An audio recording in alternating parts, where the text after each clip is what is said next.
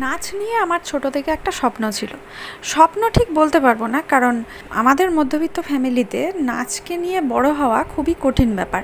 কিন্তু যাই হোক, নাচের প্রতি আমার একটা ভালোবাসা আর চরম আশা ভরসার একটা জায়গা ছিল। শুধুমাত্র অফিস যাওয়া ছাড়া বাকি সময়টা আমি সবটাই পুরো নাচের জন্যই দিতাম। এমনকি ওয়ার্কশপ চলাকালীন আমি অনুষ্ঠান বাড়িও ক্যান্সেল করেছি, কারণ পরের দিন আর হোমওয়ার্ক করতে হবে। কিন্তু সময়ের সাথে সাথে মানুষের জীবন তো বদলায়, আর আমার জীবনও সেইভাবেই বদলেছে।